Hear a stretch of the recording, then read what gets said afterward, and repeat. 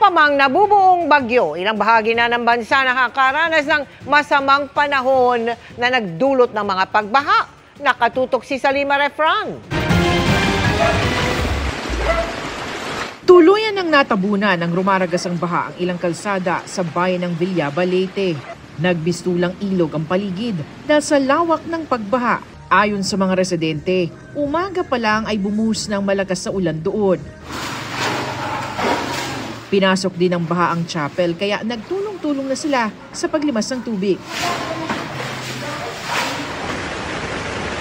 Sa Patnongon Antique, nabalot ng putik, bato at ilang punong kahoy ang bahagi ng National Road. Pansamantala itong isinara sa mga motorista. Binahari ng ilang kalsada sa Bonggao, Tawi-Tawi dahil sa pagbuhos ng ulan.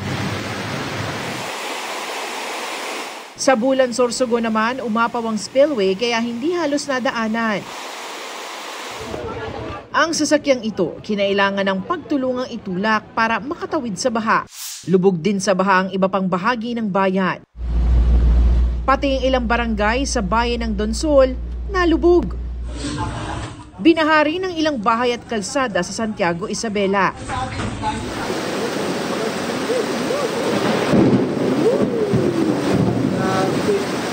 Kasabay ng matinding buhos ng ulan, ang mayat-mayang pagkulog sa Antipolo, Rizal kahapon. Paghupa ng ulan, binaha ang ilang kalsada, kaya bahagyang bumagal ang daloy ng mga sasakyan. Sa Barangay Dalig, kinagulat ng mga residente ang biglang pagragasa ng baha. Sa lakas ng agos, muntik na umanong matumba ang ilang nakaparadang motor. Ayon sa Pag-asa, low pressure area, habagat at localized thunderstorms ang dahilan ng mga pag-ulan sa iba't ibang panig ng bansa. Para sa GMA Integrated News, Salima Refran, nakatutok 24 oras.